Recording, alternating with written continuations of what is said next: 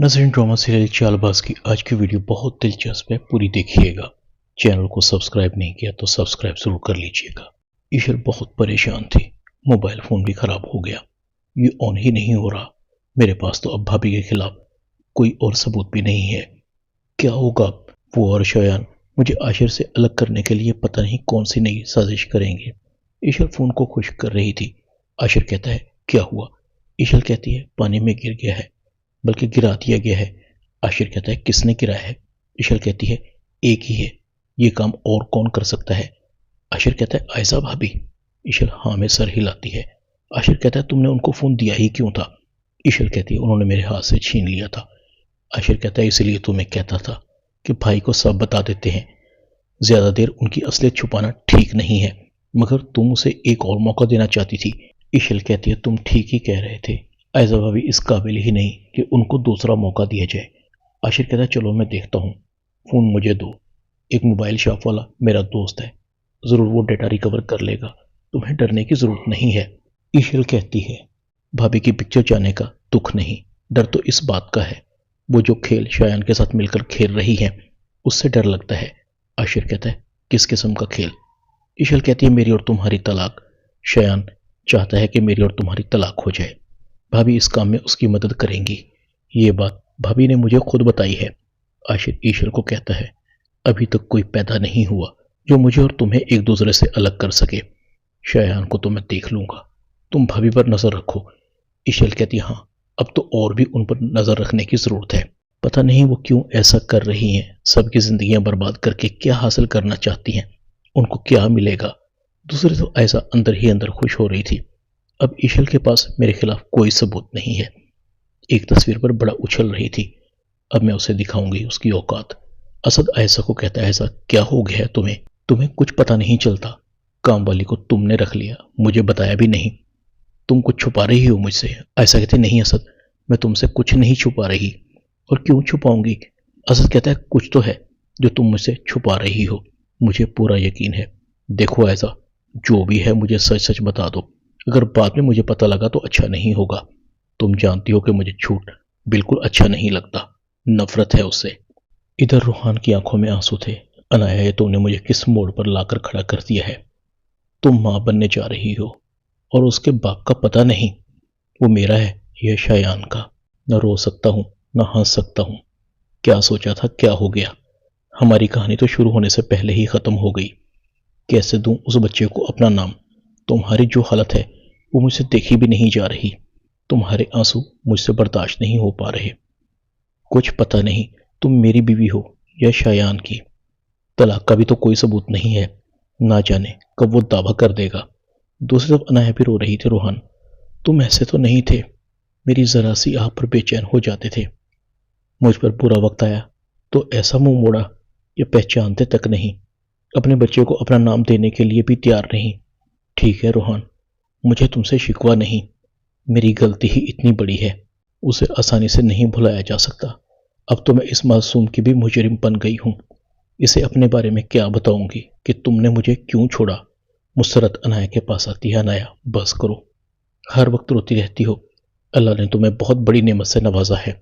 देखना, तुम्हारा होने वाला बच्चा तुम्हारी सारी गलतियों पर पर्दा डाल देगा।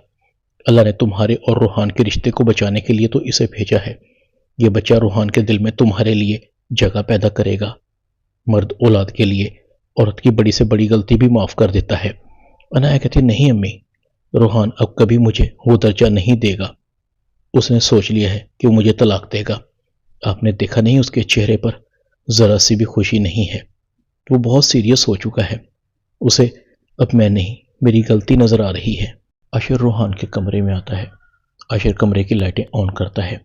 रूहान, कब तक इस तरह अंधेरे में पड़े रहोगे? क्यों खुद को सजा दे रहे हो? अनाया को फिर से अपना लो, वो तुम्हारे बच्चे की मां बनने वाली है।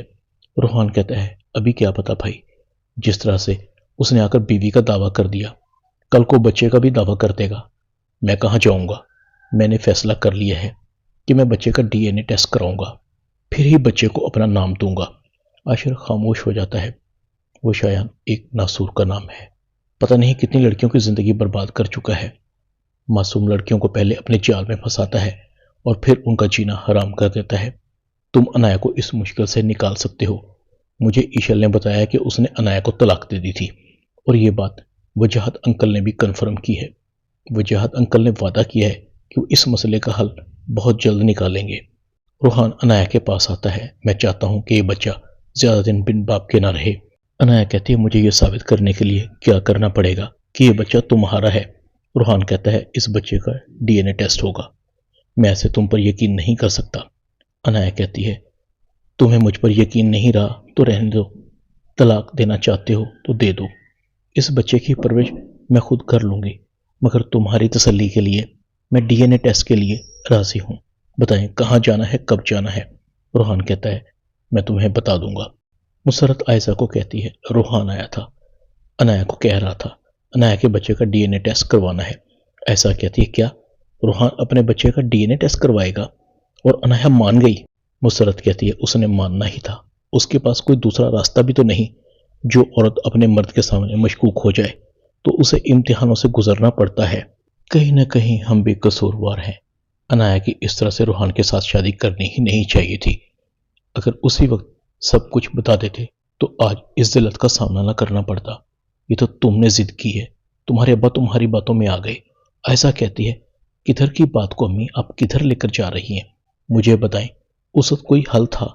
मैंने तो आप लोगों की इज्जत बचाई थी, उस वक्त तो आपको मैं ठीक लग रही थी। मुसरत कहती है बेवकूफ़ थे हम, मैं और तुम्हारे अब्बा जो तुम्हारी बातों में आ गए। मुसरत फ़ोन बंद कर देती है। अनाया अपनी माँ को कहती है आपको किसी को मेरे लिए फ़ोन या कॉल करने की ज़रूरत नहीं है, और ऐसा आप ही को तो बिल्कुल भी नहीं। उन्होंने जो करना था कर लिया। मुझे उनसे अपने लिए तो क्या, किसी के साथ भी अच्छाई की तवक्को नहीं है। मुसरत कहती है माँ बाप के गुनाहों की सज़ा औलाद को ही मिलती है। अनाया तुम्हारे साथ जो भी हुआ मेरी गलत तरबियत का नतीजा था। बदकिस्मत तो मैं हूँ, न अच्छी माँ बन सकी न अच्छी बीवी। मेरा शौहर भी मुझसे नाराज़ इस दुनिया से चला गया। आगे जाकर उसे क्या मुंह दिखाऊंगी। दूसरी तरफ आयजा असद के पास आती है। असद तुम मेरी परेशानी की वजह जानना चाहते हो ना? असद कहता है यही तो मैं तुमसे पूछ रहा हूँ। ऐसा कहती है असद पता नहीं क्यों मुझे लग रहा है कोई है जो मुझे और तुम्हें अलग करना चाहता है। असद कहता है कौन है वो, मुझे उसका नाम बताओ। क्या तुम्हारा शक ईशल पर जा रहा है? ऐसा कहती है ईशल भी हो सकती है, क्या पता वो मुझसे अपनी पुरानी दुश्मनी का बदला लेने के लिए अच्छा बनने का नाटक कर रही हो। मुझे तरह तरह के वसवसे आ रहे हैं। अनाया की परेशानी भी है। रूहान भी अनाया को DNA टेस्ट के लिए मजबूर कर रहा है। अम्मी बहुत परेशान है। असद कहता है तुम खुद को रिलैक्स करो, मैं रूहान को समझाऊंगा। मेरा ख्याल है पहली फुर्सत में ही तुम काम वाली की छुट्टी करवा दो। क्या पता ईशल ने उसे किसी खास मकसद के लिए रखा हो।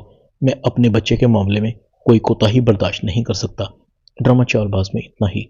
चैनल को सब्सक्राइब कर दें, वीडियो को लाइक कर दें और बेल आइकॉन के बटन को दबाकर ऑल पर क्लिक कर दें ताकि आपको मेरी नई आने वाली वीडियो को नोटिफिकेशन फ़ौरन मिल सके। अपना ख्याल रखिएगा। अल्लाह हाफिज़।